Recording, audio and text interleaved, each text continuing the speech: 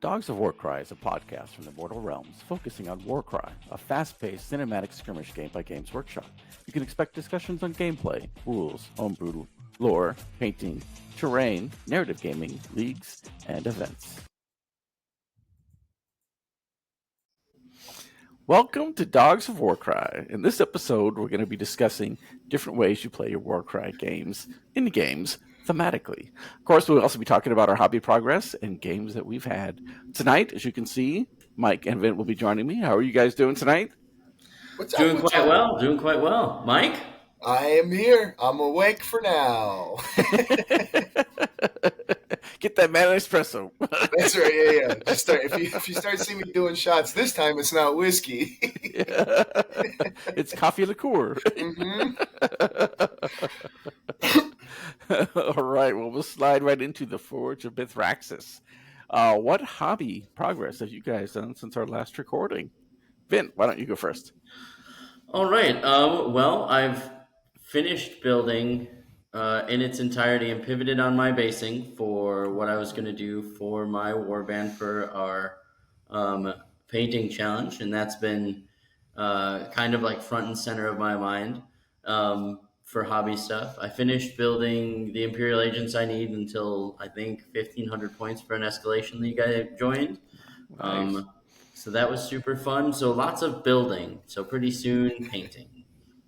Nice. Excellent. Building's always the easy part for me. I'm just like, I can just like chuck TV on. I don't have to think about it for the most part. Like you can't, if you got like a bits choice or something, you tune in. But otherwise, I'm usually just like, oh, it's scrape, cut, trim, all that kind of stuff. But painting, I feel like I got to lock it out a little more.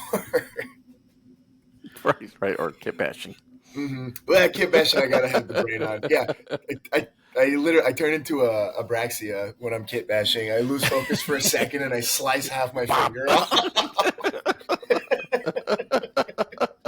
You gotta be on your toes when that's going on. Josh, how about you? Unfortunately, since our last recording, I've been traveling to see family or had family here, so I've got no hobby whatsoever. So hopefully in the next, I've got a camping trip next week after Labor Day and for a few days. So then after that, I should be able to get some more hobby in. Oh, that'll be good. Goal. That's 1 week before Mortal Realms Con is going to be. I'm stressing. Don't worry, Josh. I'm also not very close to being done with the things that I need to do for Mortal Realms Con. And the fun part is I keep having new ideas. So that's the problem. I can't decide on one thing. Yeah. I gotta just like commit and then now I can work around it. But for sure. Yep.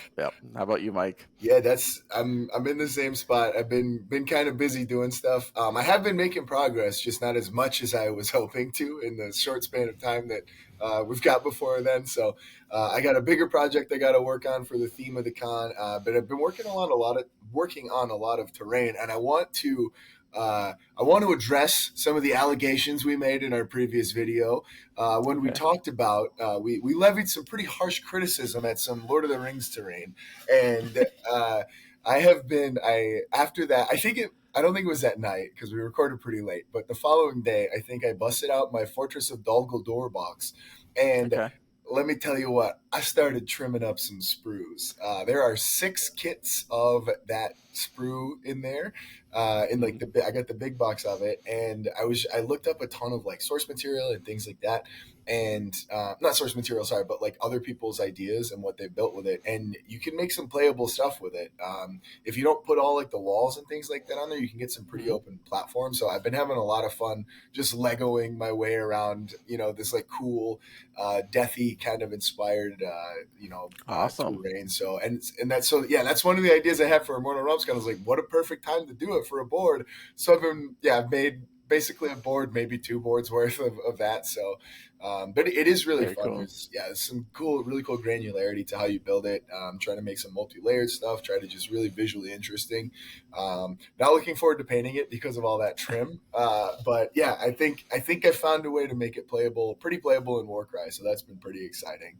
That is awesome.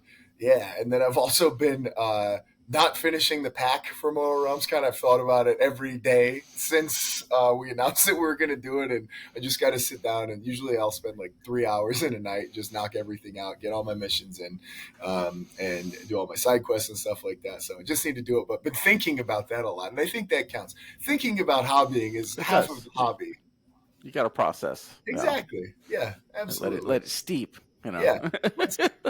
This tea might be a little strong. Right. It's been steeping for a while. More sugar. More Right? sugar. Well, with that, some of the missions I've been thinking about, I'll switch over to the Path to Glory. Whoa, screen wipe. Oh, I like that one. That one's cool. So this is where we talk about our war bands, our quests, the games, the narrative, all the fun stuff we've been getting into while we're on the tabletop.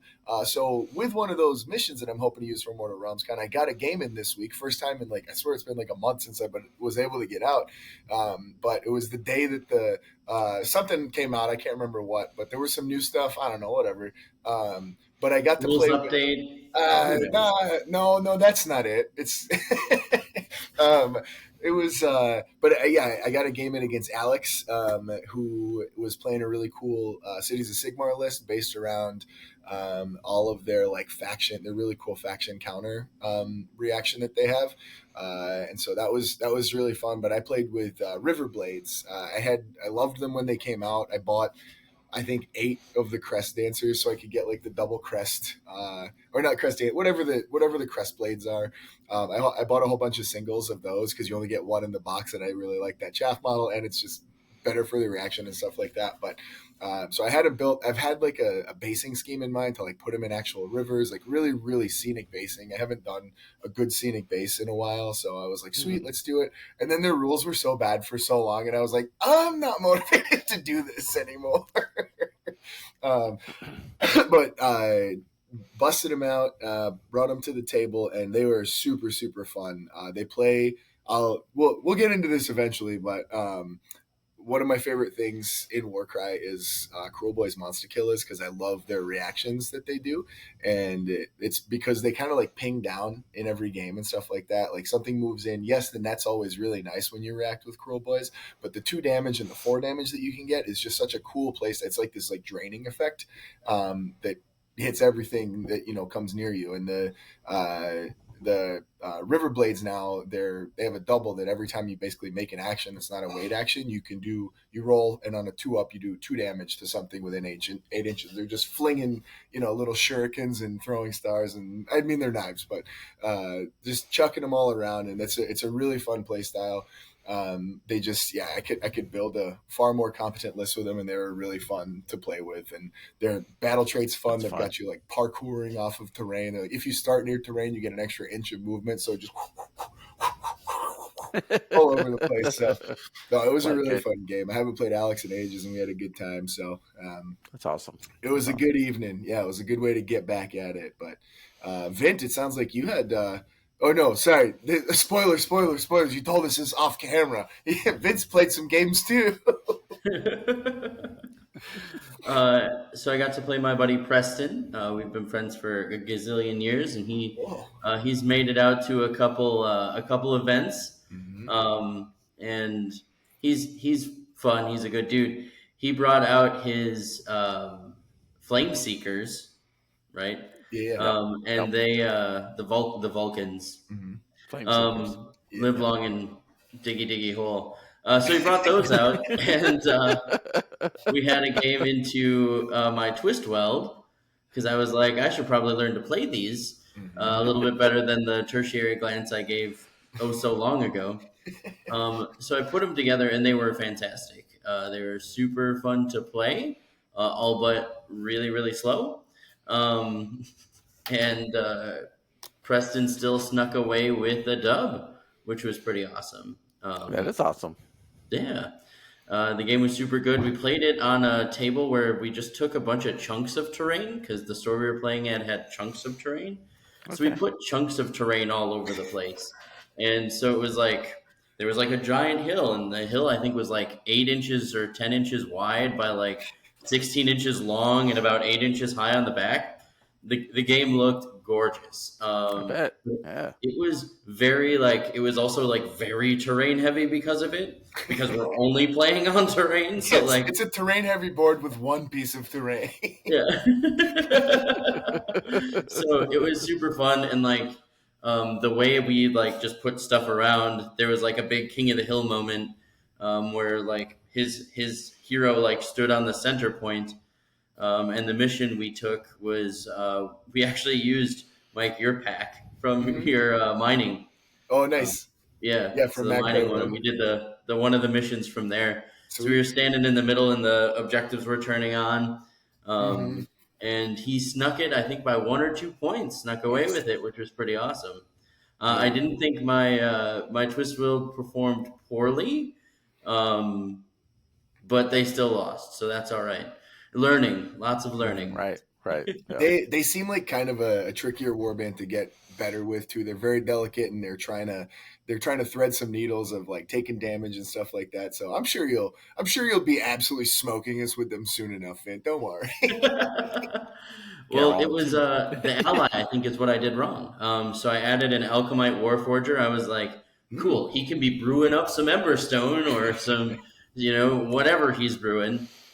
He's got his neat little runes. He's got the Viren rune is one of the runes on his person. I was like, this is cool. He's got Akshi on there. He's got a list of them. He's pretty much a commander with all of the different manas you can use. But so I was like, he's cool. Let's throw some spells, right? Like, let's be a spell slinger. And I think he hit with and he was able to attack 3 or 4 rounds. He hit once. And like it was just a normal hit went through, and I was like, okay, And that's well, enough for you, buddy. You've had a yeah, big day. Why don't you take a break? yeah. You go back and hang out with your other buddies from cities, and we'll find some new pieces to add to the twist well. So Maybe make a uh, soup. That's that's all I could think of the whole time, Josh. While Vince been talking, I imagined the model, and I was like, he's just making soup, right? I'm pretty sure. You did get the soup Apparently. version, yeah. Apparently. he's throwing matzo balls at him instead. Was he the soup Nazi from Seinfeld going no soup for you? This is my soup. One guy got soup. That's it. Well, And if and you it was get that like, reference, you're old, just like us.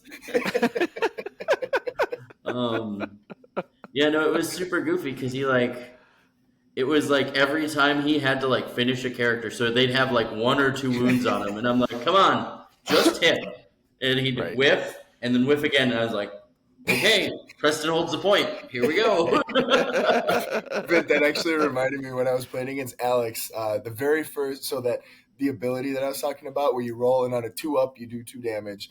The very first time I did it, I was like, great, perfect start. Turns out that cascaded into the model I was trying to kill, living on 1, getting healed, and then living on 1 again. So it was an absolute disaster of a miss to roll. It probably cost me like 3 or 4 actions in the game. That single, 1 in 6 chance to miss it. So those are the moments where, like, you remember the lows and the highs, right? Those lows are just so much more memorable because you're devastated and you're like, oh, trauma, God. Well, and it was super cool too, like the way the models were coming in. That like Preston's still learning, so a lot of the stuff is like, oh my gosh, I didn't think that I should maybe not take the objective that 3 of your models are going to come in right next to. And I'm like, yep, that's why I took the one over here because I knew I could get there before you dropped all your models behind this one poor guy.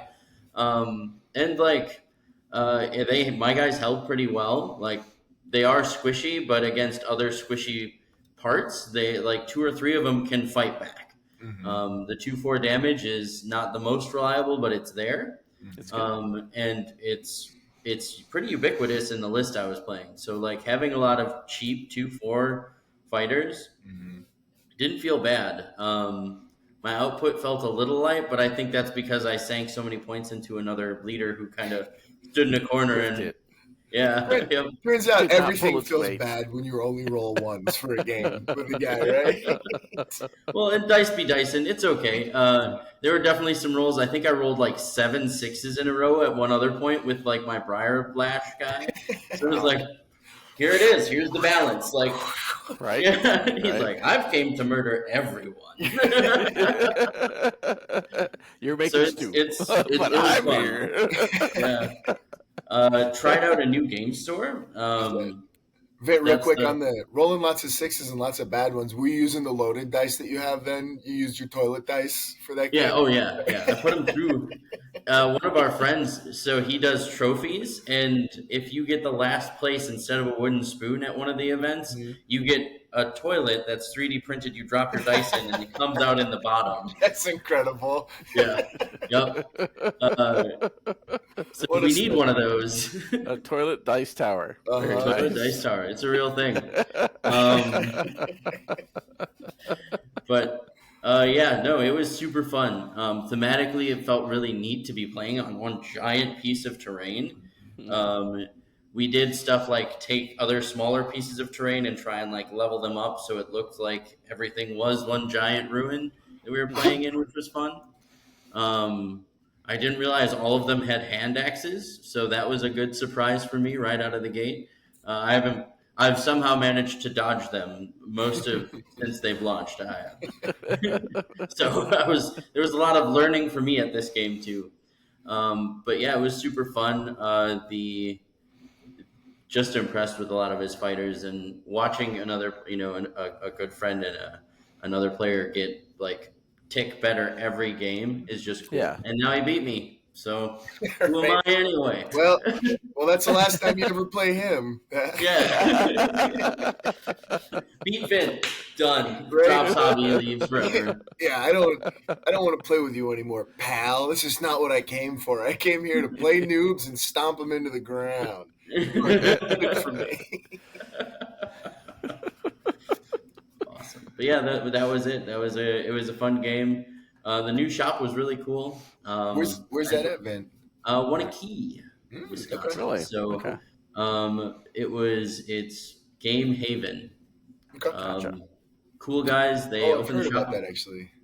Yeah, they opened it about a year ago. They're just working. That's where the Escalation League is too. Cool. But they've been working on building a Warhammer thing, and they've just finally started to get some momentum. So Sweet. the people are super helpful there, and they might not know the most about Warhammer, but they are like, yeah, what do you want? We'll order it. It'll get here with our next shipment. They order direct, which is cool. Sweet.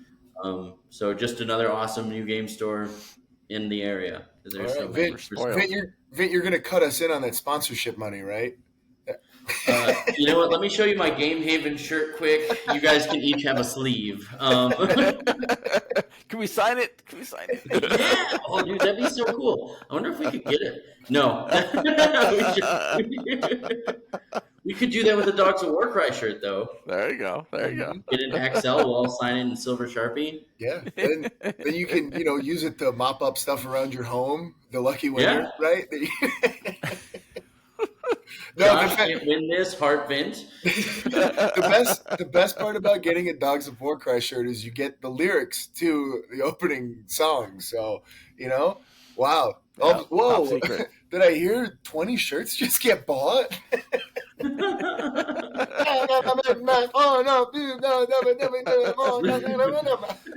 See, you've already read it. I think we're better.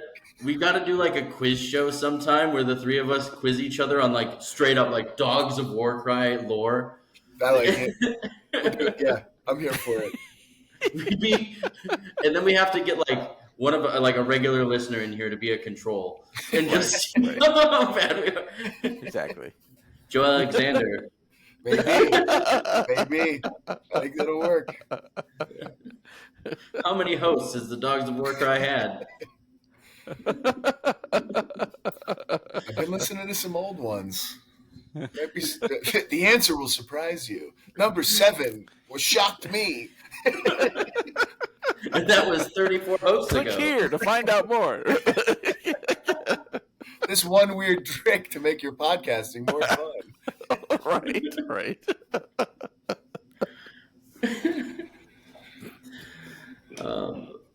But Josh, All no right, games, all right. no games for you with the No, fam. not since we recorded last. Yeah, I've been gaming with the fam, but not having any Warcry games. But What you been the playing? league has been going well. Board games, Cards Against Humanity, which is always a blast with family. but yeah, usually board games, card games, Cool, some fun stuff like that. Yeah, fun, neat. yeah, excellent. All right, well, our next category should be exciting. Yes, we're going to be talking about the Visions of Madness. Ooh, Vic, can I guess? Can I guess one thing that's happened recently? Yes. It was it. There was big news, right? I'm pretty sure. Yep. It was. Was it that Taylor Swift and Travis Kelce got engaged? Was that what you were gonna? That wasn't what I was going to say, but that is big news.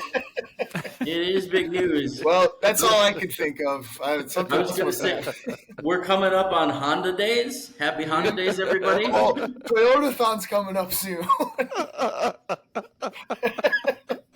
Man, nothing like, when you get the family together for the Toyotathon celebration every year, and there's nothing like it. Gather around the grill and warm your hands. So what we do have is the FAQ, of course, came out. Whoa! Everybody go crazy! Neat. Very cool.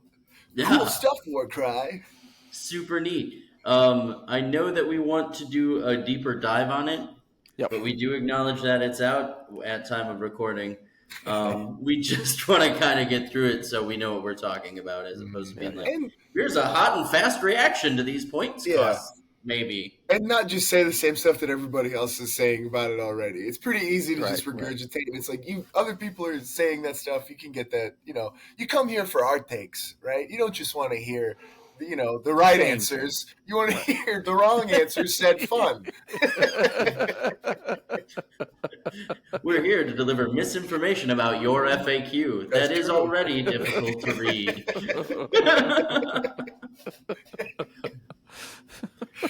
I think when we do it, we'll review it in Wingdings. We'll do a translation in and out of Wingdings 1, Wingdings 2, and then we'll see what we come up with. Let's see what kind of fun we can have. It's going to be exciting. Stuff. There's a lot to go over there, but let's let that dust settle a little bit before we jump into the OK Corral. Which brings us to, just like we won in FAQ, Warcry fans, we're going to talk about our victory condition. We'll get sound effects that are real. Vin, you skip Circle of Paint, but that's okay because I haven't done anything.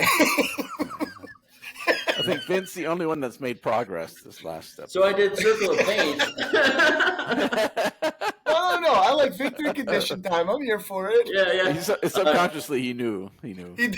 Guys, I got paint coming soon to a theater near you. But I do have my scheme and the models set aside. Same, and for sure. Same. For sure. No, but for real for me, though. No, for me, for real, too. Same, dude. Totally same. We're believers. And if you're not watching this on YouTube, you don't understand what just happened. Some head shaking going on here. A lot of head shaking. And it wasn't the vertical kind.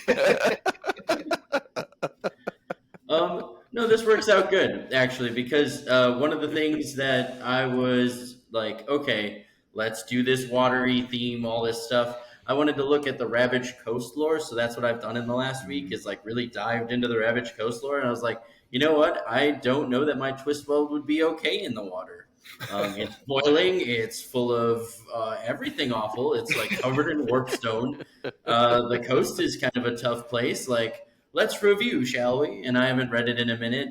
So it was kind of cool to go back through and dive back into those lands. It's really good. And the Ravaged Coast book is just there's so many cool stories, and just like, the setting is such a neat idea that can't recommend that book enough. If you can find it, it sold so well, which is awesome, but it makes it difficult to get your paws on. But that's a good read for sure.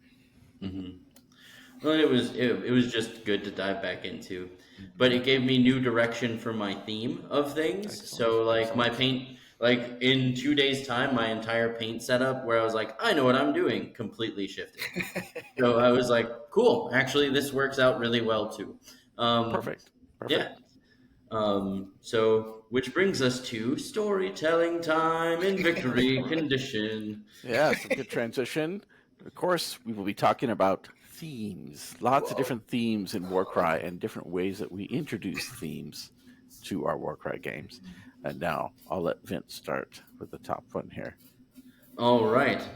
Um, so when we're doing our war cry and experiencing our game and the hobby that goes into it, one of the big things we get into is the theme, right? How does it narratively fit? How does it work in our mind, right? If we wanted to play a game where we all had the same thing, checkers is pretty neat and it's really well balanced. Everybody's got the same checkers. Somebody goes first, they have a higher probability to win, I think, in checkers. We don't do that. We play like a cool game where we have little minifigs that look different and they do different things and they have a story behind them, whatever that story is. And as much as you are or are not into it, there's always a cool way to like incorporate a theme or a vision you have, almost like a vision of madness, Whoa. into your buzzword day, into your warband and your artistic expression on and off the table. Um, Usually, when we start off, there's a few steps we take that are pretty standard in some ways. Like you want to start somewhere. And when it comes to it, one of the biggest things is where is your warband from? Mike, where's your warband going to be from for our Circle of Paint challenge? Oh, where is it gonna be from? That's a great question. I don't know. No. um, no, we're gonna be my Shorax definitely. I think they'd be from the Ravaged Coast proper. I think it just makes sense. It's a gnarly place, and they're trying to gather That's up the some. Gnarlwood. That's the Gnarlwood, sorry. No. It's Gnarly totally. Places is Gnarlwood, not Ravage Look, I got enough trees. I have to use the trees in the Ravaged Coast as well. All right. But no, they like using bones for weapons, that kind of stuff. So iron bones, obviously, duh. But they have it. They're very watery themed, so they're coming from. I don't have a specific place in mind yet because I haven't read the book as recently as Vint has for it. But that's the fun part, is that you get to really dive deep into it and figure out. Okay, what are they doing? What are their my themes are, again, water, savagery, the again, like the bones and stuff like that, so I can really dig into that and try to decipher what they. I let them tell me their story. I'm just the conduit, baby. I'm just writing it Oh, down. wow. Uh-huh. Yeah. Last time we recorded, Joe made fun of me for using a big word, so how about that one, Joe? Conduit. Look it up, buddy.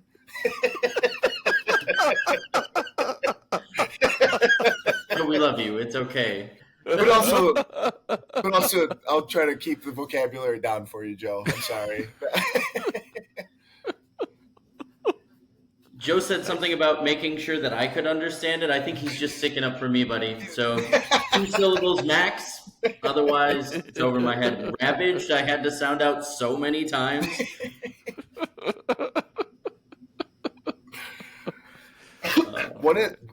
Another example I have for that though specifically is in the past when we did like Gnarlwood stuff, I was playing with the Claws of Karanak before they were cool.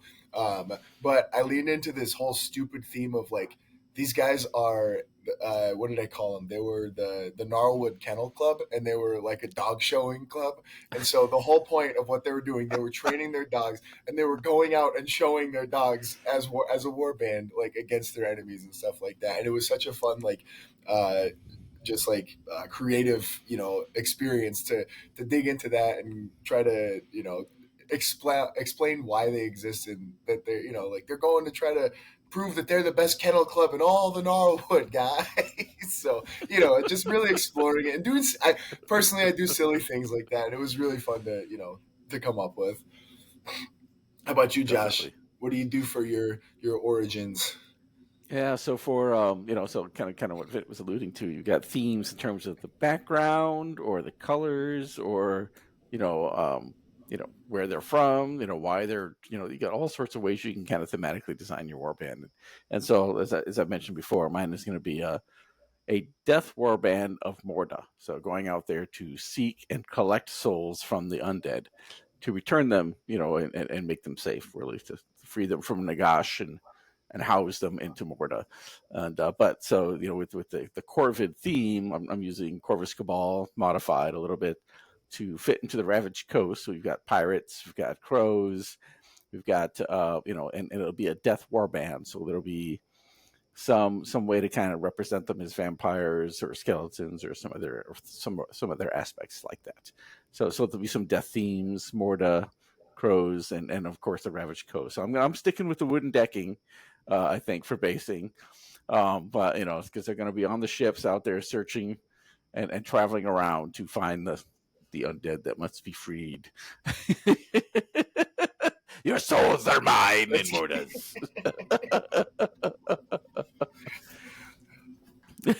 How about you, Vent? I like that, Josh. That's awesome. Well, and that's really it, right? Like, through the three of us, we each find different ways to incorporate what we see as the vision of our characters, of our warband.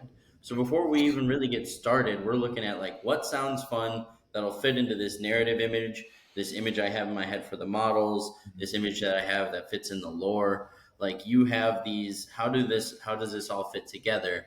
And I think that the origin is an easy way to kind of get it started, right? It's a good place to get started for a fun thematic thing, right? Because before my models hit the table, before Mike's models hit the table, before Josh's models hit the table, we're all going to have an idea of what this guy was, right?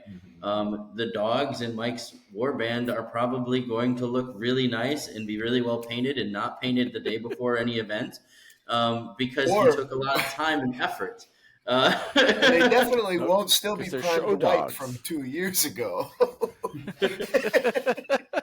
Well, they're perfectly white because they're best in show, clearly. Exactly. Yeah. Purebred, in fact. He's so pure. Pure as the white driven snow.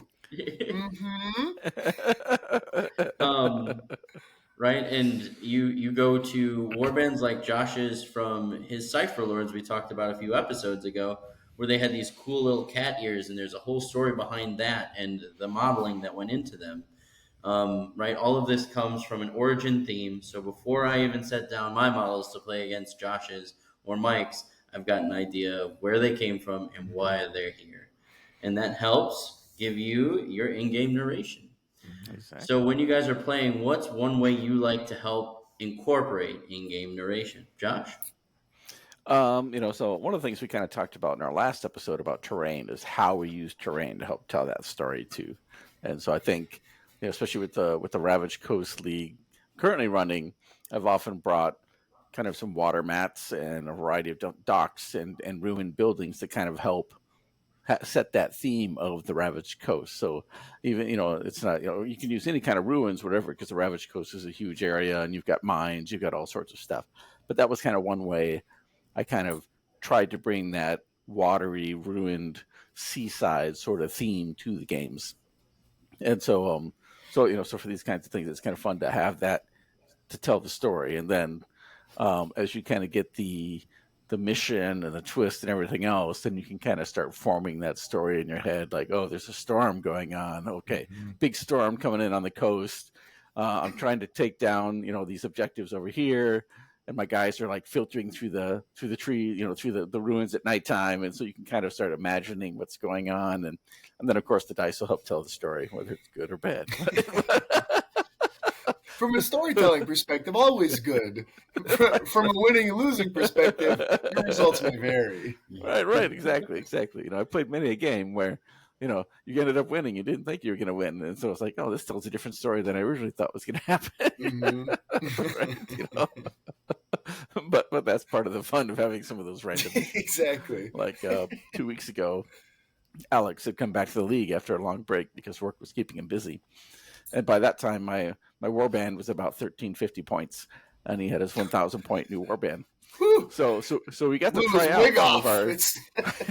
We got to try out some of the reputation modifiers that we've added to the league. We haven't had a chance to try yet. So we actually had a big enough difference where he got to draw 3 victory conditions, choose his favorite. 3 deployments, choose his favorite, and then he got +1 wild die to start with. And so he chose the one where I had 1 battle group on the board, and he had to take it out. So I ended up winning because I managed to. Oh no way! You won that one. That's the only time I won that one. But it made a great story because I was like, okay, he's got his whole war band. You know, I'm a popular war band, big bad, but he singled out my small group with the leader because he wanted to get a heroic trait, so he wanted to focus on my leader rather than my really small battle group. And so it was a great theme from his point where his leader was seeking mine out, and but he managed to catch me unawares, and so I had 4 models, and I had to like run them around the board, try and take down a few guys, and I used a grapple hook to zip my leader 12 inches to another piece of terrain and start running across the board. It's amazing.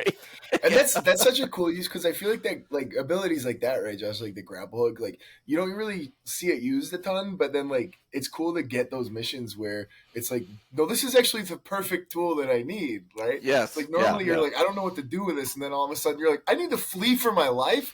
Grapple hook sounds great right now. My leader, there's a knight, his leader, a few other models. I'm getting surrounded. I'm out. Just goodbye. Perfect. It was great. Wonderful storytelling. It was awesome. It's funny, Josh. That reminds me, Vint and I have actually played that mission. Do you remember, Vint? I do. That was back when I was playing Corn Warband, and Vint got to be the bully in that mission, and I got to be the runaway coward. Except I did not run away because I was Corn. Vint had a Mutalist Vortex Beast in his warband at that point in time, and I said, I don't think I can win this mission, so I decided my secret mission in that mission was to kill the Mutalist Vortex Beast. That was the only thing I tried to really do, and I did it. I won the Vint got all the glory and the points, whatever, but I took down a Mutalist Vortex Beast. Moral victory. Mm-hmm. Exactly. But like that's the fun too, right? Like just because the victory condition like lays it out, you don't always have to do that. That's what quests are great at, obviously, in like the narrative side of the game. Hey, I don't necessarily know if I can win this game, but I can progress my story. I can do that kind of stuff, and that's a really great, subplot to have in every game for the narrative play for sure.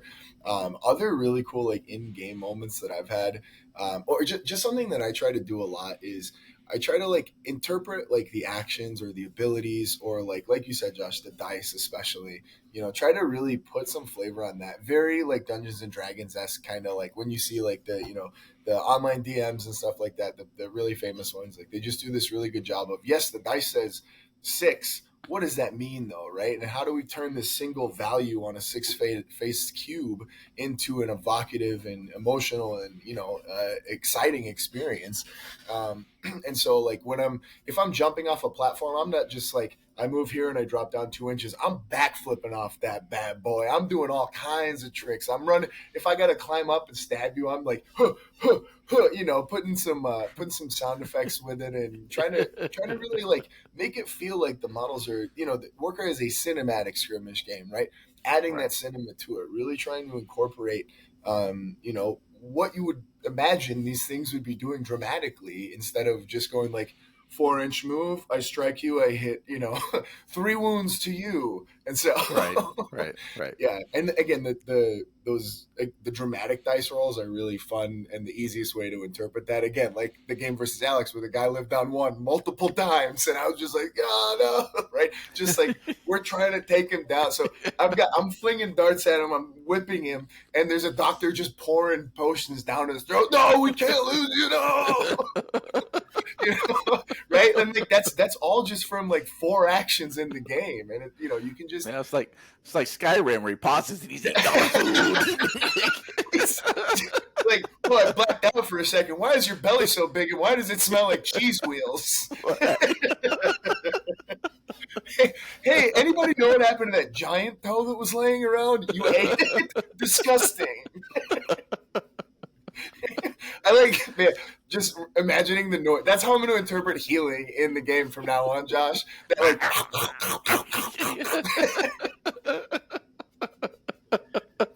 Just wait one moment. Yeah. Time out. Mom said I can have a second. I need a snack. Or if you guys have played like Breath of the Wild, where he's got like a full like 4-course meal, he's like, hold on, like pulls a little bib out, like gotta keep stuff nice here. For healing stuff, I've always described it as like a superhero or like a pro wrestler coming back from the like, I've gotten beaten. They're like Cody Rhodes style, stands up and shakes his fist at you. Doesn't matter how many times you hit him, he's ready for more. And all cut up and whipped up and full of darts. He doesn't care. So that's always been fun. Or the superhero, like you punch Superman and he turns around and he's like, nope. Right? Like, yeah, when you miss the roll, right? Like when you're like, you've got your big beater coming in, you roll all misses, and it's just like, call an ambulance, but not for me kind of moment. Yeah. You flip it. That's actually a lot of that. Go ahead. A lot of it just adds to that in-game narration, right? Like, It's one thing to roll a dice and be like, look, I've done 12 damage to you. Mm-hmm. That's news, and it's important to the game, and it should be said and done, right? Mm-hmm. Rules are rules, and we have them, so it's not just imagination land where I go, I beat you, Mike, and he's like, we didn't even do anything. You do that a lot, though. You do. Me? I get texts from Vince sometimes, and he goes, by the way, I just won. And I go, I guess I'm down 7-0 today. I don't know what's happening. All the time. I'm always winning the game. Are you?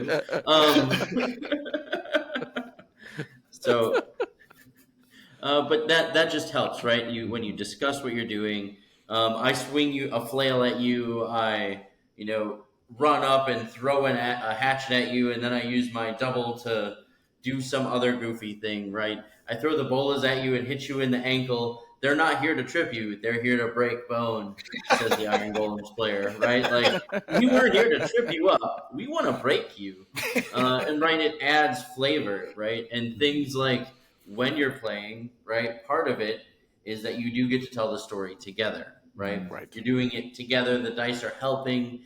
It's not a story with a foregone conclusion in most cases, and it shouldn't feel that way, right? Mm-hmm. Josh, you were talking about how your game, and me and Mike, we played the game where it's you've got the guy and you've got to get away. That's still narrative, right? Mm-hmm. That's still something, and that tells a story, right? You're reminding me saying more of a story. With some of the ones you were saying there too, it reminded me like that feed in too, right? Like where you've got your warband theme. For me, I've had that a couple of times when you're talking about the wrestling. Obviously, I have a literal wrestling warband, and so every time I'm doing anything with that warband, I'm using like the individual characters. Obviously, it's a little maybe immersion breaking if you're really trying to have a pure fantasy setting and Hulk Hogan's dropping a people's elbow on you, because we share moves, by the way. The moves are different. Yeah, it's fine. But like, it's cool to be able to utilize it in that way, right? That where you take what the warband theme is and maybe the modeling opportunities you have, and it's like, no, they're doing this stuff now. When I played my Monster Kill as Ninja Turtles warband, like I talked about before, the reaction that the warband has where they're setting traps and stuff like that. Anybody that moves within 6 inches, they might take some damage because they hit the trap. Well, when I played the Ninja Turtles version of that, I was throwing pizzas at people, and sometimes the pizza did 2 damage because it hurt and it was hot. Sometimes it did 4 damage because it was very hot and it hit them in the face. And sometimes it landed right under their foot and they slipped and they were netted for the round and they couldn't move anywhere, And it was just like, you use that inspiration to feed into the interpretation through that specific warband's lens of what the actions, what the abilities, and all that kind of thing are. Yeah, definitely. Just sometimes the type of warband, like you said, your Corn, you're like, no, we're not running. We're gonna go take this down, right? Yep. I've had that with my Dark Oath too. I'm like, I could do this, but no, Dark Oath. My leader has to come at you. I'm sorry. Yep. It's just like, apologies for the skulls I'm about to cave in. He took offense. But you can have those little moments in the game too, right? Where somebody does something to you and you go, absolutely not. I will not tolerate that. I need to murder this guy now.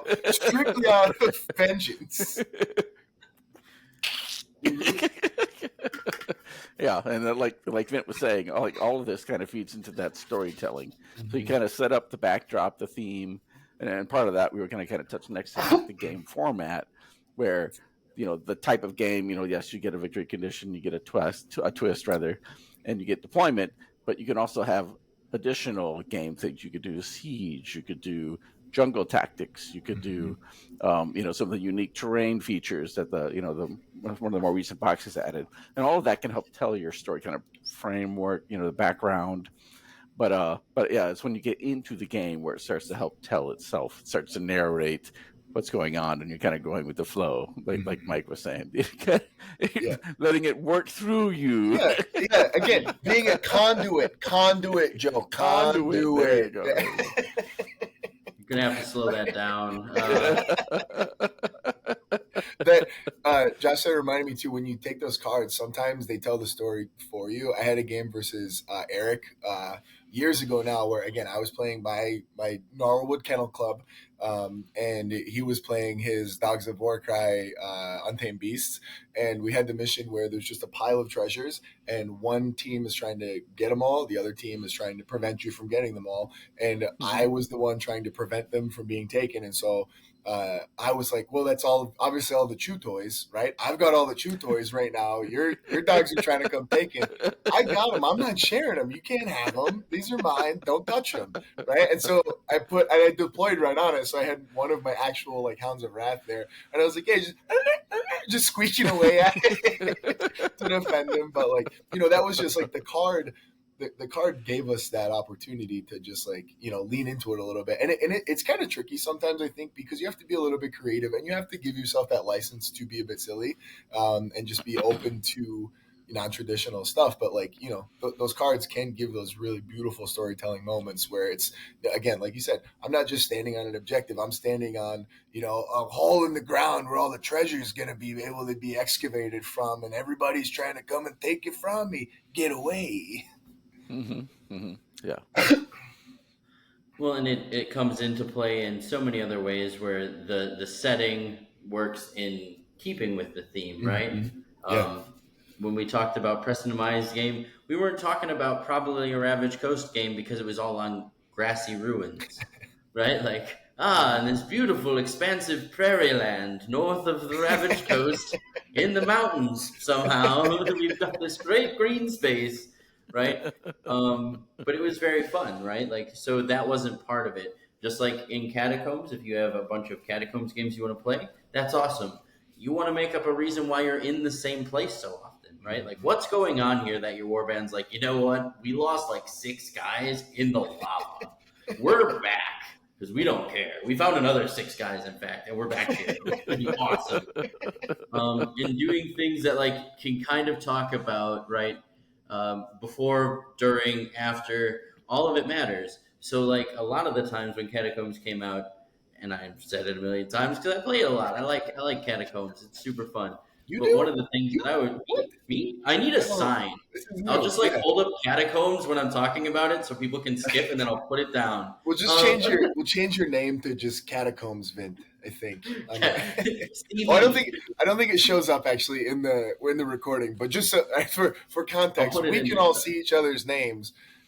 Josh, what does you say? The most handsome man alive. That's all right. I see that for you. Pretty good. Definitely not that. He is though.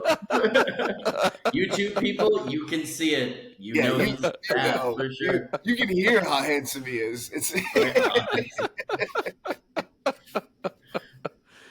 just like in tournaments, Mike. You and I are playing for second. Yep. That's the best we can do. Joe takes first. Is that what's going on? Yep. We'll give him as many models as he needs. He's just a conduit for the models. The dice roll. All right. So at the end of the game, when we would be playing a lot of these. Hold on, real quick before that. Just some of the stuff that Josh was talking about too. Like you said, Josh, they added those rules to kind of. I mean, lots of terrain has rules already that you can utilize. Right. Some of them feel, make them up. Do your own ones. Like, you don't have to use the ones they print. If you don't feel like you use them, find a way to change it so you can use them, right? Like, do it so that it adds to your experience instead of being a burden that you have to remember. And, it's like, oh, it's so situational. I don't know when I feel like using it or anything like that. Or just do dumb stuff. Just have somebody go and chop a bridge down for no reason. It's fun. You'll remember it. You'll have a great time while you're doing it. But like you can, especially with like that mission combo too. Like there's always Vint. You and I played this one time where they have like the altar, right? Like it doesn't have to be an altar; it can be anything, right? It could be a summoning ritual and all this kind of stuff. Find a way to make it relevant for your warbands, and then like if it's cool, if it's a cool idea that you have, and you'll know if it's too good, you can both agree, or it's not good enough. You just both be like, maybe we should change that. All right, cool, let's change it. It's meant to be. It's a game. It's a fun game. Do the things that you enjoy doing with it. But yeah, I really like those rules that they added, because it's just like it makes a lot of the terrain that normally it's relevant and like you think about it, but now it's got an additional motivation to be on it, which helps you tell more of those stories. So it's really cyclical, and it really starts adding on top of itself, which I think is a really, really awesome tool to be able to use. So I think it was in the Pyre and Flood book, but it was like there was like 9, 12, something like that, brand new rules that they added in there. And it was just, it was such a great addition. And you don't have to use all of them, but, maybe use it as motivation to come up with your own, or, whatever. But it's really fun when the terrain feels like, like the Red Harvest and stuff like that, when they turn the lava on and you're like, like Vint loves when you lose bodies to lava. Yeah. Yep. Your stuff is dead. Sorry. 400 point Korgorath in the drink. Get in there. It's recovering at your camp. That's exactly. All. No, he's fine. He's gonna be fine. Sure, he's got some. You seared some of his snake holes shut, but unless the injury roll says different, that's true. Mm-hmm. Then you get a new one. He's got that new Korgorath smell. The Korgorath has CTE. He's got a concussion. And you pull out the Babaku because it's ready. Me too. Concussions are cool. All the cool kids get them. It's why I can understand words like condolit. Yeah, you got it. Yeah. Dude, I'm condolit too. Yeah, dude.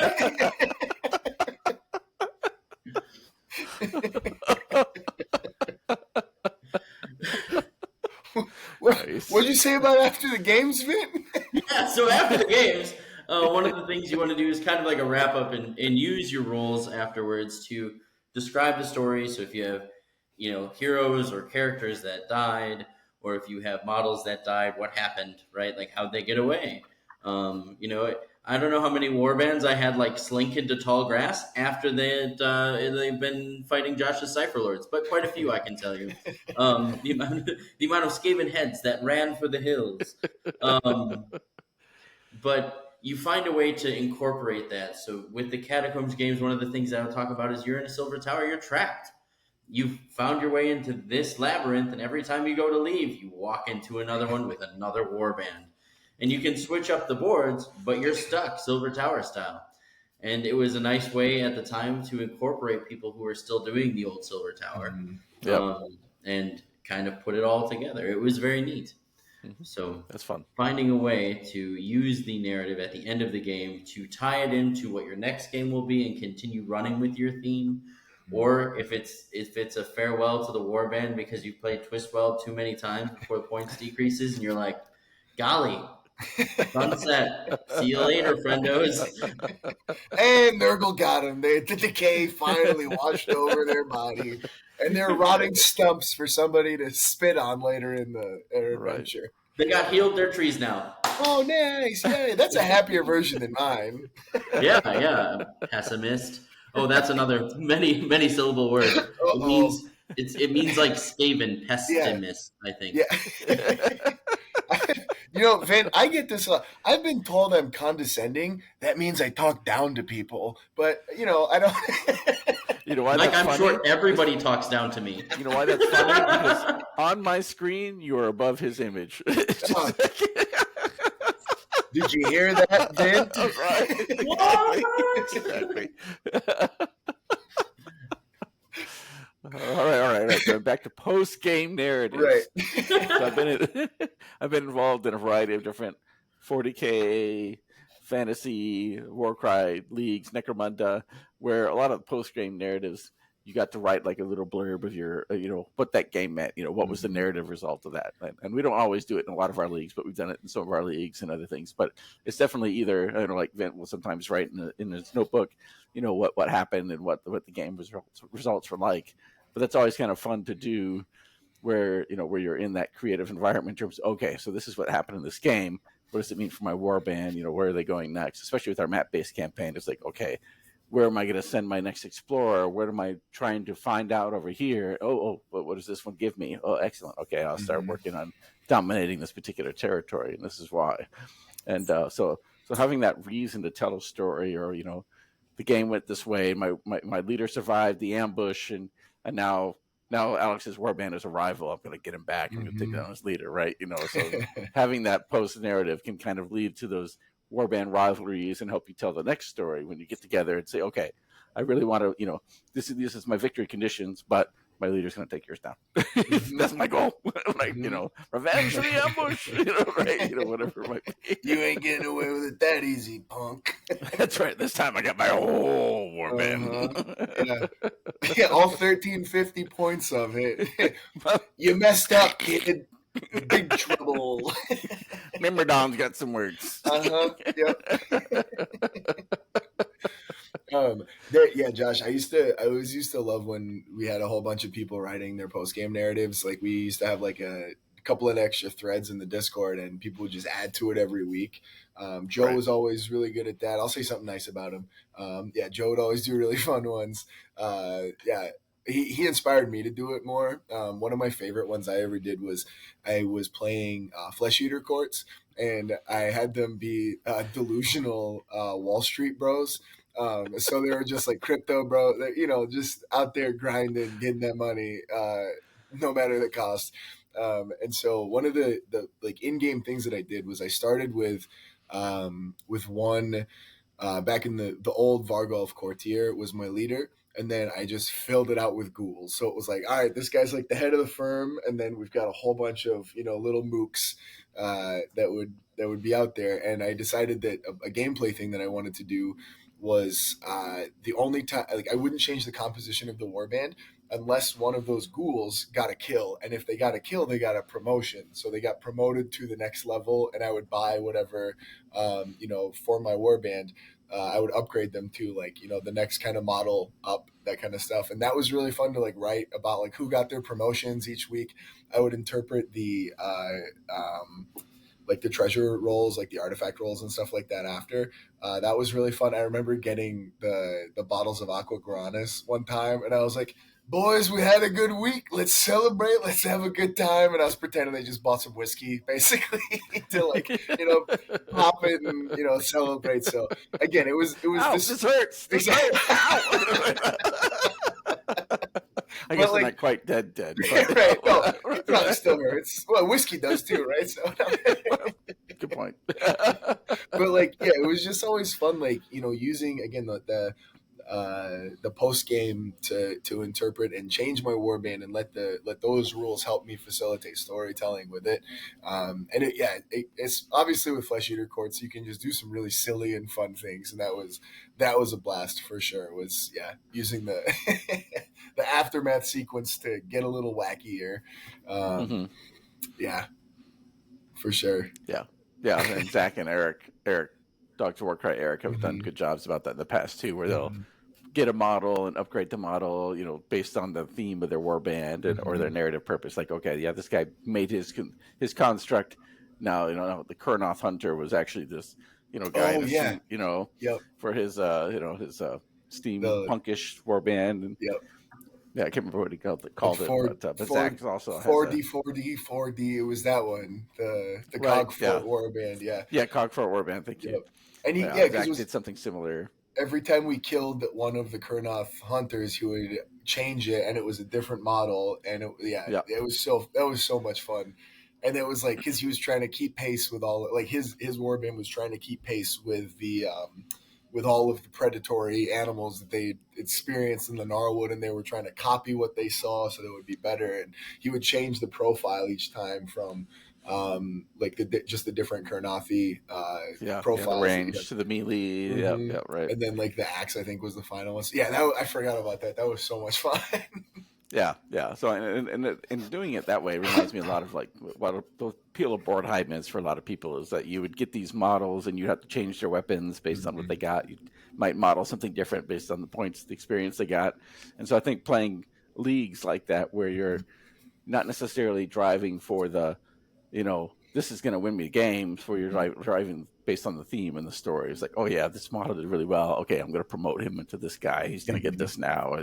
So you're changing the profile, but it's still the same guy. He's just got something different now. Exactly. He's rewarded.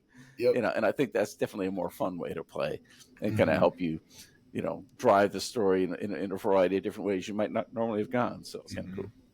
For sure. Well, and I think it leads back to leagues give you an excuse and a reason to go back to the top of your warband origin, right? Yep. We've all been through crazy stuff as real people, so we know that we aren't the same guy even 6 months ago, right? You've changed, man. You've changed. I know, right? Still same stupid hair, but still also short, just with a sassier attitude.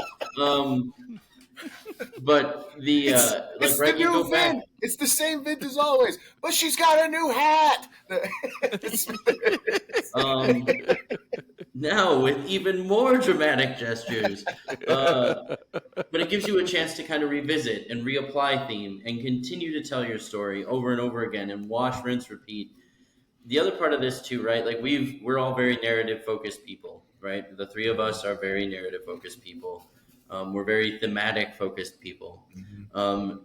If you are a more competitive player, or if you're just getting into it and being safe in this narrative experience is something new to you and you feel shy about it, the key phrase that we used to use all the time when we used to play in and out of stores or teach people was glorious melee combat. And you'd say it. I'm in a boomy room. That was fun. Sigmar spoken. Glorious melee combat. No, that's not Sigmar. It's my upstairs neighbors shouting at me again. Sorry. That's you right now, according to Josh. You're my upstairs neighbor. Keep it down, Vin. But just adding that adds that flavor, and it makes it just silly enough. It adds just a little bit of goofing around. Oh, now it's time for glorious melee combat. And it's simple phrase, right? But it works well if you put any gumption, even if you're just like, glorious melee combat, they're going to be like, hell yeah, let's go. There's not anybody that plays any of our games. You play that with your little 6-wound guy that does 1 damage no matter what, and you're just like, it's time for glorious melee combat. Yeah. It's never out of style. It's like it is the new black, right? You can do movie references, quotes, right? All that's good. I fought in your general direction. I mean, you can do all kinds of good stuff. Monty Python. And unfortunately, Josh eats a lot of beans before game night, and he does fart in our general direction quite a bit. I play war on multiple levels. Chemical, mental, physical. Speaking of Leagues of Nations and the Geneva Convention that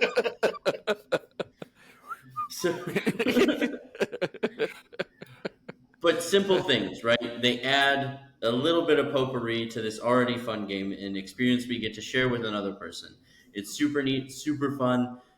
It's a little bit of everybody's responsibility, but it doesn't mean that you have to be the only one doing it. It's just nice when you can both do the same, right? You can meet each other's levels of let's have fun, right? There are some really thinky players that will never, ever play a narrative thing that I play fairly regularly with.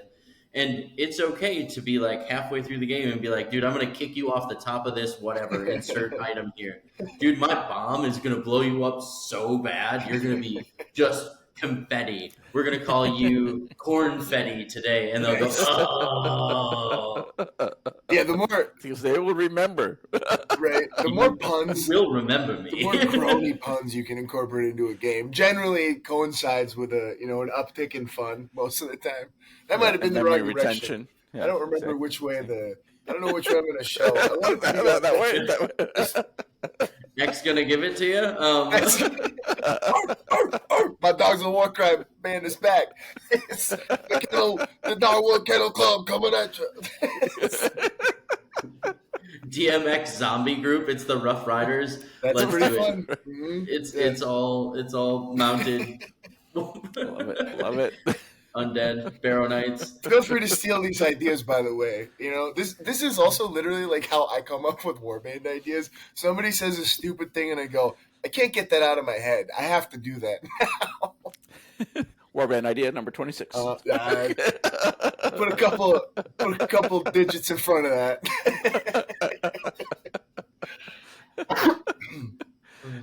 So, what do you guys think overall on thematic play? Let's get some round the corner. Mike, what are your thoughts on thematic play? Yeah, I just think we've summarized so many different ways to do it, and for me it just like it makes it way more fun. Like I mean, even when I've played, like you said, Mint, like I played competitively. I'll go to events and I've done well at events. The biggest event that I did really well at was Adepticon last year when I went undefeated, dressed as a Ninja Turtle with my warband, right? And it was just like I was playing high level competitively, but like I was having fun doing it as well, and my opponents were also having a good time. At the same time, I was making it a joy for both of us, and so you don't. The only restrictions are the ones that you put on yourself, essentially, right? And it can be uncomfortable, and it's especially if you're in like a new store or a new play group or something like that.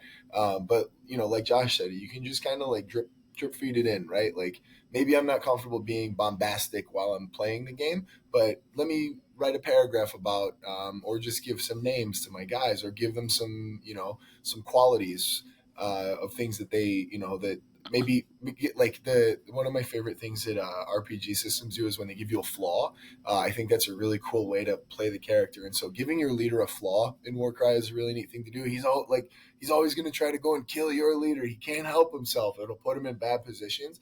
And so when everybody watches you make a super suboptimal play, everybody knows that's a terrible move to make, and you make it anyway. Everybody just goes, neat, fun, right? Like it's just something that it facilitates.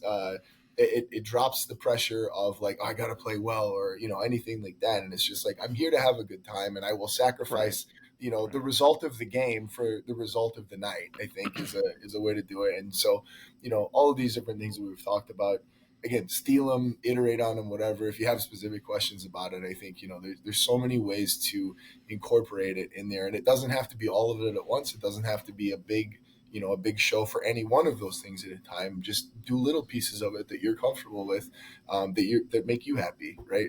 And it'll just kind of snowball from there. You start doing it, it keeps happening. Yep. No, I agree. I think there's lots of different ways, and we've talked about, again, many different layers of themes and types of themes, and you don't have to do them all at once, right? That could be a lot if you've got a unique narrative league with lots of background and you're writing stories after every game, and that could be a lot. So sometimes we've done a league where like, oh, we're playing with single box warbands only, none of the the extra stuff. That's a theme, right? You may not realize it, but we've chosen a theme. We're restricting our play to a certain type, and we're having fun games with it. And we're talking about the Ravaged Coast League we're playing now, where we said, okay, we're going to set it here. We've added all these different layers of encampments and rule sets, but it's set in the Ravaged Coast, so people can kind of design their warbands around that, or we have the table set up in that theme, or other people can kind of incorporate into that narrative how they want to. It's not forced upon them necessarily.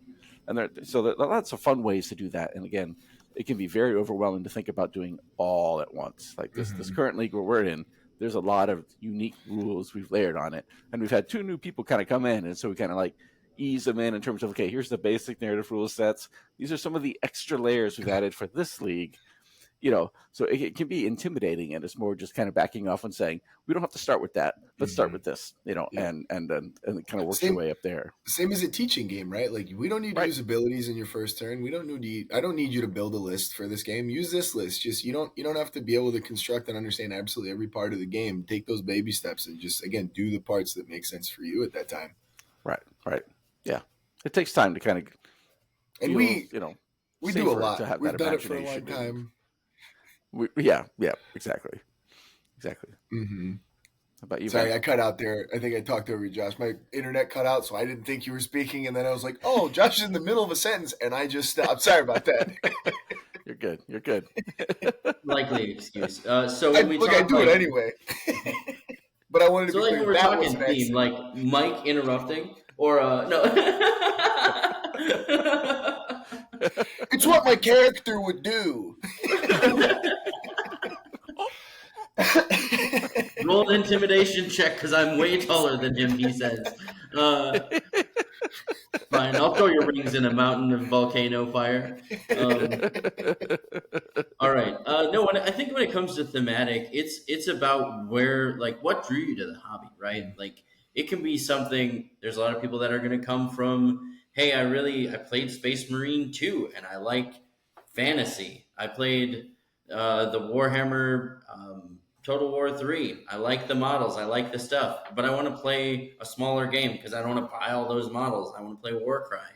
Can I use my Jade Empire guys? Can I use my, Free Guild, whatever they are? You could pick something, right, and bring it in and play it. Sounds like Vince ready to give away an Alchemite Warforger if anybody's looking to get started with one of those. He will return. Not in this list, though. They're so cool. But he can't hit. It's okay. If I play him again, he's going to hit every single shot, and he's going to be the creme de la creme MVP. My God speaker's been like that at times. It's okay. It happens. Wizards, man. They hit exactly when they mean to, not a moment before. But I think a big thing with theme is wherever it comes from, right? For me, I found it because I liked fantasy and I wanted to, hey, I'm going to use these goblins in my Dungeons and Dragons board anyway. So if nobody else plays this with me, I have goblins. Yep. And then somebody goes, hey, actually, these super cool Berserker guys, I'm going to play them so we can actually play the game. Cool. Next thing you know, I'm like getting introduced to more people. I'm playing more, and it's awesome. But that doesn't happen with me being out like, hey, actually, I kind of like fantasy stuff, and these models look kind of cool. There's going to be a million ways to the top of this mountain. Whatever drew you here, start there. Start where you feel strongest. Start where you feel the most pull from your heart that you want to do this, right? Any war game isn't tread upon lightly anymore, right? The world is a crazy, scary place, and investment in your hobbies always feels like, what I could do. I could get new tires on my car, whatever. Pick something. That money could go elsewhere. We're not advocating to skip routine maintenance on your car, just to be clear. Unless you don't need it yet. But skip that oil change. Buy a couple of contrast paints. Null oil's cheaper than the real thing. Dude, Null oil works like a charm. My car hasn't run on anything since. But for real, right? Public transit's awesome. Yeah, right. All kidding aside, but right, you're making a reason to go do this. You've decided it's time, and you're going to jump into it. Don't beat yourself up because you're trying to fit into, well, Vint really likes Catacombs, so I'm building this warband around Catacombs, and now nobody plays him, and I have to go find Vint in Timbuktu to go grab him, right? Hey, where's this Catacombs you spoke of, right? You build what you want for you, right? And you do the things you want to do for you. For me, after I got my toes in, I was like, oh my gosh, this lore stuff, incredible. And went right for it. I was like, I need to tell my story with the lore of these guys. This is what motivates me. Let me get a narrative story in, unless I'm getting beat by people in Minneapolis. But it's super fun. It's what drives me, right? I have a 40K game that I played this week that I haven't written my paragraph narrative for, and I haven't written my paragraph narrative for Preston's game, even though it's kind of here, kind of documented. I can always look it up. But I have 1,000 pictures of my games. I always am sure to take them. If my phone dies, I ask my opponent and give them my information and hope they send it to me. But I always try and write that down because the running narrative is what's important to me, right? That's what makes me... Okay, so the Twistweld are what was the war? Oh, I used to play Skaven in Underworlds, and my friends on the What the Hex podcast, link in description. Plug. Actually, but maybe. We're on the same channel. They're the video above or below us, or in any other direction because those guys are prolific. Shout out to the entire What the Hex crew. We love them. But I think I went 1-18 with my Skaven. So you're saying there's a chance? That was exactly what I was like. I won once, and I was like, let's see how far I can go, and that was 1-14. Played another 4 games. I'm like, guys, it's time. I can't do this anymore. But like, yeah. So like, they didn't have the stories quite the same as some of the other war bands that didn't go 1 in 87. But um, and writing for things, right? There's always ways to improve what you're writing in a thematic way. Shout out to Salt AC, one of the tournaments I played in. I think I lost every game with my Jade Obelisk guys. Had a great time. Loved the hobby leading up to it. Played well. One, I think that was the Golden Goose Goose Day. Chase. Yeah. Yeah, that was the Golden Goose Day. Um, had a lot of fun with the narrative. That was super cool. And even though I lost every single game, the the narrative was written in such a way that as I ran away, and I know we try and do this for our stuff at Adepticon too, that your warband is still progressing, right? I think I still remember that story he wrote was at the end of it.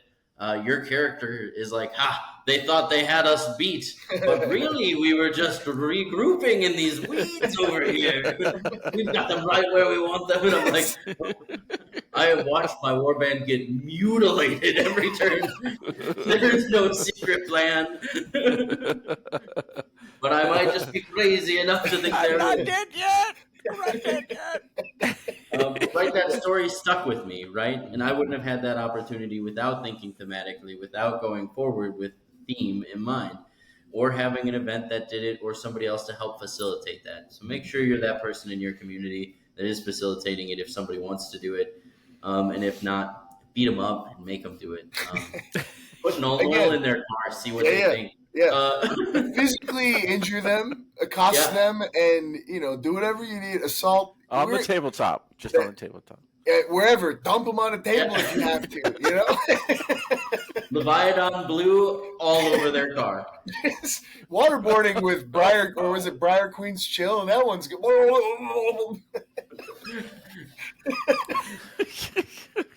The point is, it's what you make it. It's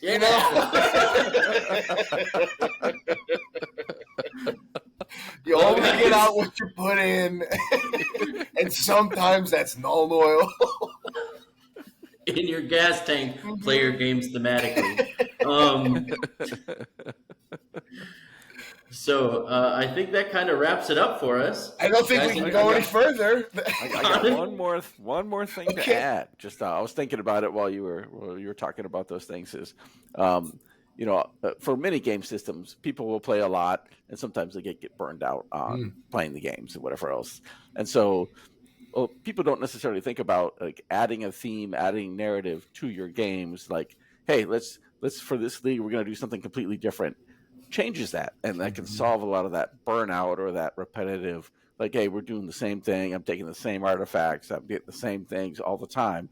Often people will change up the warband, but sometimes the path feels the same, right? Yeah, and that's where adding these themes, changing up the theme, changing the story can really bring new life into the league and the games and everything else. And so just kind of we wanted to reiterate that in terms of an overarching, like, hey, if you want to spice things up in your community, this is one easy way to do it. It doesn't have to be a lot. It could be just a short, hey, we're playing in this space. We're going to add some unique twists and whatever else, because it just changes up the gameplay, and then maybe you can even put some restrictions on a few things, like, hey, everybody's only got these 5 artifacts to choose from. That's it. Just kind of people have to think creatively. They tell the story differently, and it kind of revitalizes things, I think. So. And that's exactly what I try to do for the Mad Cry events. Yes, everybody knows how to try to make their toothiest, most winny warband, but like the side quests that I try to put in, I want to incentivize something else. I want to incentivize, yes, you're still trying to optimize, but it's through a different lens. You're trying to do something different. And so it makes you, like you said, just look at it from a different perspective and do things maybe you don't normally do. So the game feels different. It feels fresh. It doesn't feel like you're just banging your head against the wall. Not everybody can just keep collecting trophies. Just, another one. I'm running out of space. This is getting boring over here. But it gives you a new way to play, and it feels like a new game, right? Everybody, I think, pretty universally, people agree Warcry is one of the best rule sets that GW's ever put out. And so, if you're getting bored, ever with playing with the rule set, or I mean, not the rule set, but like the stuff with that rule set, but you still like the rule set, pivot around it, twist the dial and figure out how to make it so that rule set works differently for you. Yep. Agreed. And then dump known oil in their gas tank. It sounds like you need to make a cog for an army. Oil up the machines, boys. That's what I've been. What do you think's in here?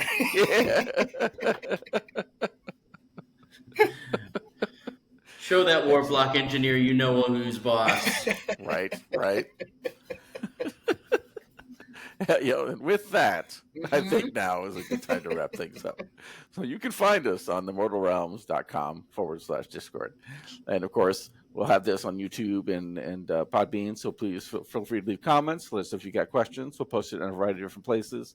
But let us know, how you like to play thematically. We always love to see terrain and models and what people have done. It's always a lot of inspiration for us as well. So we'll try and do the same.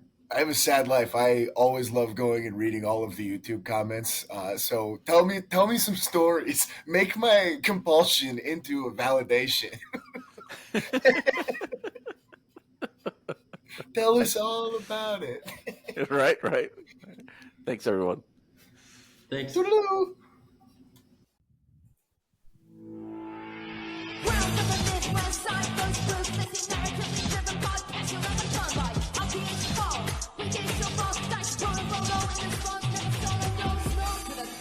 Warcry.